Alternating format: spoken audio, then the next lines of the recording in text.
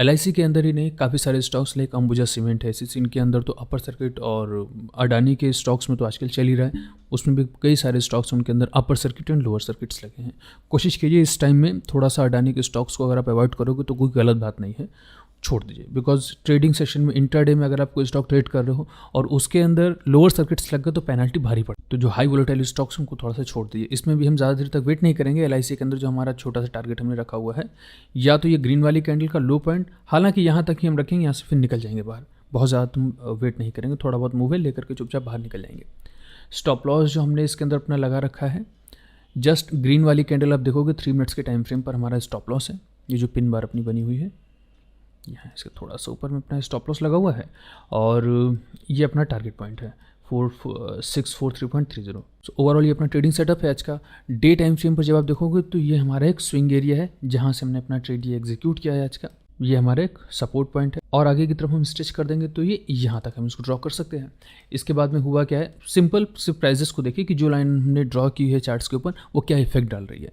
Price यहीं से नीचे की तरफ गिरा, अगेन इसी लाइन के ऊपर से प्राइस ऊपर चला गया, फिर से प्राइस ने इसी जगह पर आकर के सपोर्ट लिया, प्राइस अपसाइड की तरफ, अगेन यहीं पर देखिए क्या किया है ना, प्राइस ने वॉल्यूम्स अपनी इंक्रीज कर दी। एक तरह से हमें क्लाइमैक्स सेटअप शो करता है। अब जैसे ही प्राइस ने हमारी सपोर्ट लाइन को ब्रेक किया है नीचे की तरफ, आज के सेशन को लोअर टाइम फ्रेम के अंदर अपने सारे कंफर्मेशंस लेने के बाद में, अब देखिए यहाँ पर वॉल्यूम्स को किस तरह से आप रीड कर सकते हो कोई भी चार्ट जैसे।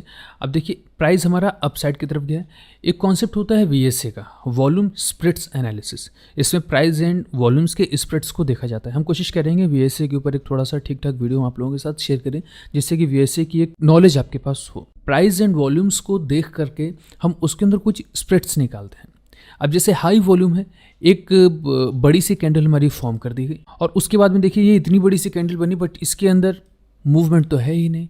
एक्चुअली इसे स्प्रेड्स बोलते हैं। क्या कॉमन ट्रेडर यहाँ पर देख करके ये नहीं समझ सकता है कि कम वॉल्यूम आई है, प्राइस का मूवमेंट बढ़ा है, बट यहाँ पर उससे ज़्यादा वॉल्यूम है, प्रीवियस डे से ज़्यादा की वॉल्यूम आई है, बट प्राइस का मूवमेंट तो है ही नहीं। क्या ये डाइवर्जन शो नहीं करता है? एक वॉल्यूम आती है जिसमें प्राइस इतना बड़ा मूव कर देता है, और उसके अगले दिन वॉल्यूम आती है और प्राइस मूव नहीं करता है। क्या यहाँ पर आपको हम लोग ये नहीं समझ सकते कि यहाँ पर कुछ तो गड़बड़ चल रही है?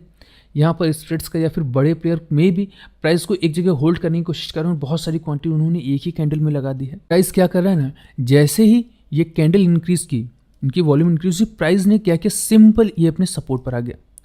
सपोर्ट पर तो आया, बट इसके अंदर फिर से देखिए वॉल्यूम्स कम है। समझ पा रहे हैं? फॉलिंग रोज पैटर्न के अकॉर्डिंग क्या होता है कि पहली candle normal volume, second candle उससे कम वॉल्यूम, थर्ड कैंडल उससे कम वॉल्यूम। तो ये स्प्रेड्स नहीं होते। यहाँ पर नॉर्मली हमको दिख रहा है, एवरेजिंग दिख रही है कि जितना बड़ा जो वॉल्यूम है हमारी, उसके अकॉर्डिंग प्राइस का मूव हो रहा है। उससे कम वॉल्यूम है, उससे छोटा प्राइस, उससे कम, उससे छोटा प्राइस। अब यहाँ पर क्या हो रहा है, ये सब देखिए कैंडल्स कितनी छोटी छोटी बनी है, एंड यहाँ पर भी वॉल्यूम्स कम है। ठीक है, प्राइस देखिए ऊपर की तरफ चला गया, और अगेन देखिए सेलिंग्स की जो वॉल्यूम्स हैं ये कम आ रही हैं, और प्राइस क्या कर रहा है ना, अपना सपोर्ट ब्रेक कर रहा है। यहाँ से भी इसने अपना पूरा का पूरा सपोर्ट ब्रेक कर दिया है।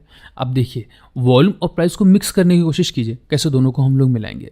क्या हम लोग ये मान सकते हैं कि हमारी ये वाली जो रेड कैंडल है, इसने एक मदर कैंडल का फॉर्मेट यहाँ पर ड्रॉ किया? कैसे?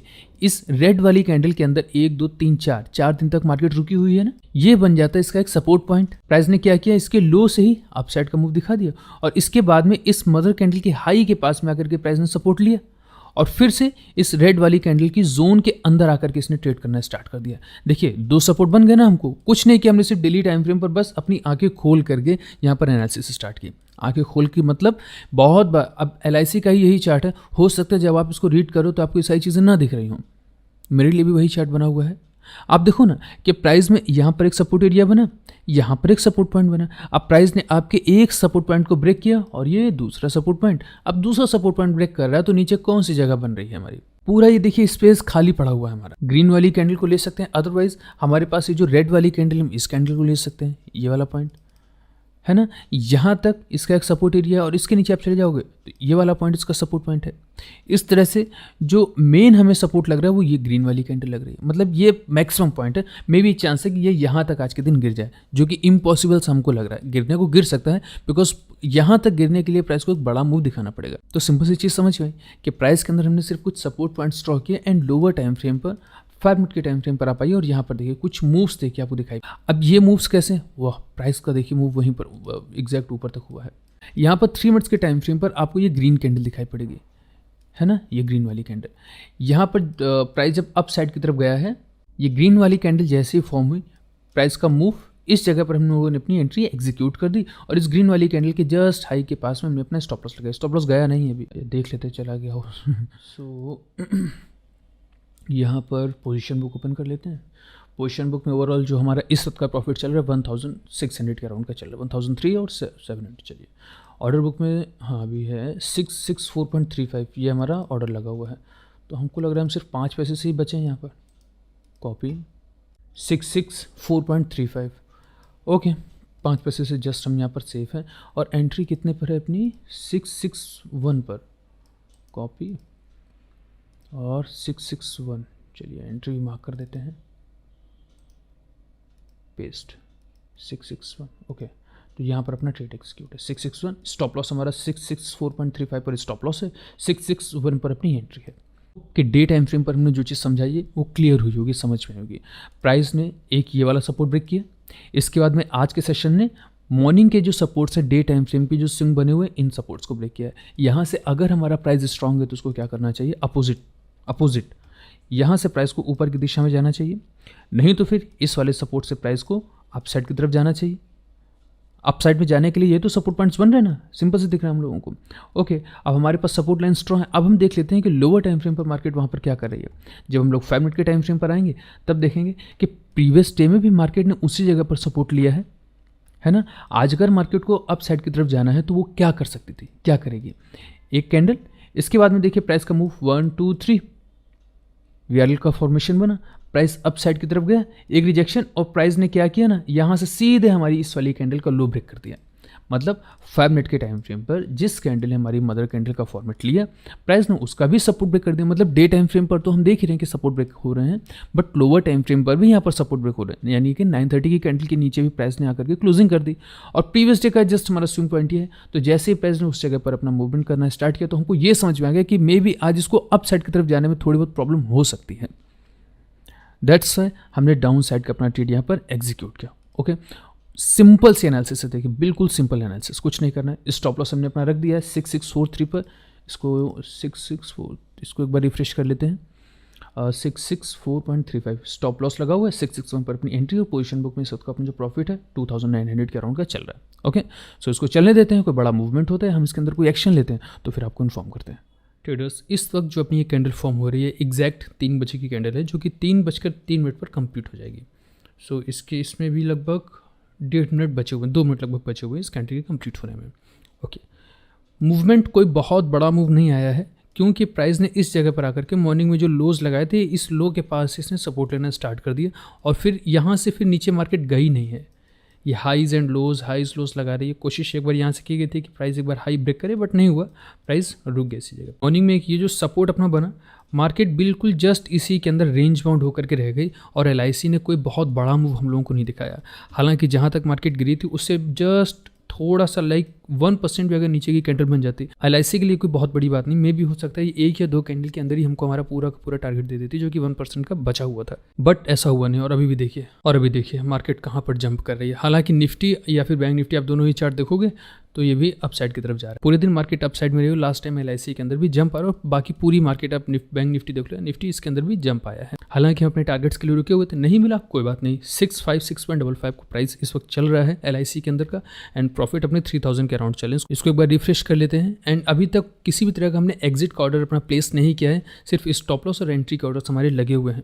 तो स्टॉप लॉस का ऑर्डर भी रखा हुआ है एंड प्रॉफिट बुकिंग का भी कोई ऑर्डर अभी तक हमने लगाया नहीं। सो अब टाइम है इसके अंदर से बाहर निकलने का। सो वेट करते हैं, इसके अंदर से एग्जिट करते हैं। दूसरी एक सबसे इंपॉर्टेंट चीज़, अभी सेबी की एक रिपोर्ट आई। इस रिपोर्ट के आने के बाद में आप देखोगे कि कोई भी बड़ा चैनल, बड़ी एजेंसी या फिर हाईलाइट करके इस न्यूज़ को नहीं दिखाया गया, बट सेबी की जो रिपोर्ट है, रिपोर्ट क्या कहती है, option worries FNO segment is bleeding retail traders, SEBI की स्टडी। एंड यहाँ पर देखिए, study by market regulatory SEBI shows that 9 out of 10 individual traders were making losses in the FNO segments। ये फ्यूचर एंड ऑप्शंस जो है ना, चाहे हम जितना भी बोल रहे हैं, समझा लें, जितनी भी हमारी पहुंच है, कोई बहुत बड़ा अपना चैनल नहीं है, छोटी सी कम्युनिटी है, छोटी सी फैमिली है, तो उसमें हम कोशिश ये करते हैं कि जितने भी लोग अपने पास है ना, ये समझदार हों, पढ़े लिखे लोग हों, मार्केट में जब काम करने जाए तो उनके अंदर समझ हो कि यार FNO वगैरह में ट्रेड कर लेने से आप कुछ बहुत बड़े ट्रेडर नहीं बन जाओगे।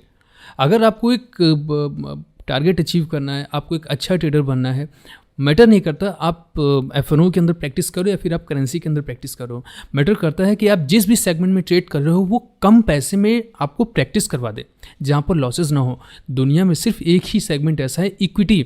इसके ऊपर आपको प्रैक्टिस करनी है, इसके ऊपर प्राइस एक्शंस को प्रैक्टिस करनी है। जब यहाँ पर एक बार आप परफेक्ट हो जाओगे तो दूसरे सेगमेंट्स में जाकर के काम करो। ये हम कब से बोल रहे हैं, और अभी देखिए इसके पहले भी बहुत सारी एजेंसीज ने अपनी रिपोर्ट्स निकाली हैं, बट ये सेबी की है। They made an average losses 1.1 lakh during financial year 2022 as high as 90% of active traders incurred an average loss of 1.25 lakhs। Reason क्या है? देखिए इसके अंदर अगर लॉस हो रहा है तो उसके पीछे का रीजन क्या है?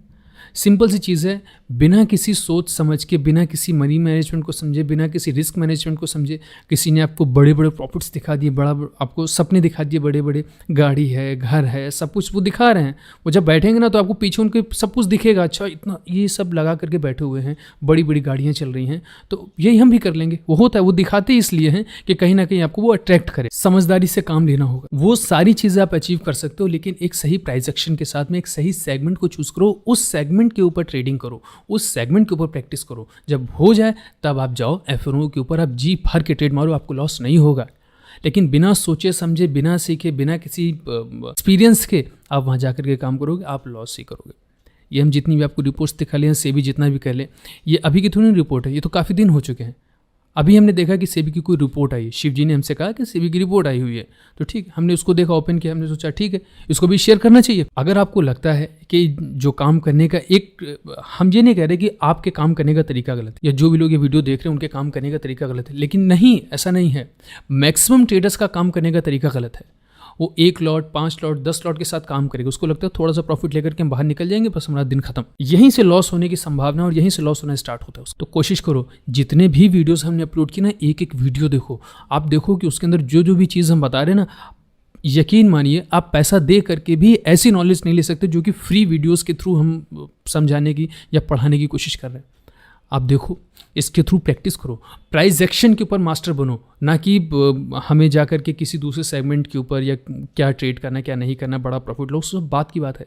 प्राइस एक्शन में एक बार आप समझ में आ गया ना, आपको प्राइस एक्शन समझ में आ गया, फिर आप कुछ भी करो। लेकिन प्राइस एक्शन को समझने में टाइम लगता है। वो बस यूं ही नहीं है कि 1 घंटे आपने कोई भी चार्ट देखा बस आप मास्टर बन गए।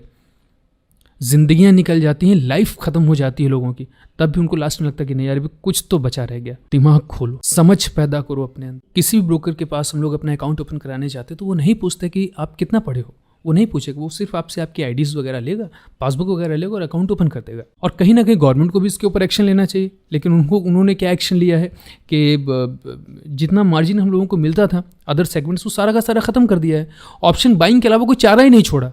तो पूरी मार्केट में एक ऐसी चीज़ फैल गई कि ऑप्शन बाइंग ही एक साधन है।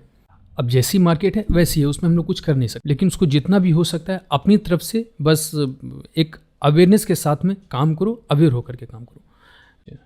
कितना प्रॉफिट हुआ? 2000 नहीं है, कोई बड़ा मूवमेंट नहीं हुआ। 2149 अभी लास्ट ट्रेड एग्जीक्यूट किया था, लगभग 12-13,500 रुपये के आसपास का प्रॉफिट हुआ था। मार्केट ठीक चल गई थी, अच्छा मूवमेंट उसके अंदर मिला था। बट LIC के अंदर देखिए क्या हुआ, इतना बड़ा मूव आया, उसके बाद में प्राइस सीधे ऊपर चला गया हमारा। कोई बात नहीं, चलता है ये सब।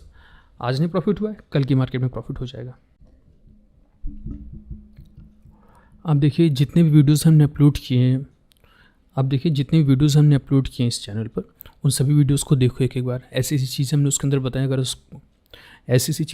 अंदर बताई, अगर आप उसको इंप्लीमेंट करोगे तो बहुत हद तक आपको कई सारी चीज़ें समझ में आएंगी, फ़ायदा होगा। प्राइस एक्शन को बिल्कुल लाइव मार्केट में किस तरह से हम ट्रेड एग्जीक्यूट करते हैं, एक एक चीज़ हम उसकी बताते हैं, है ना।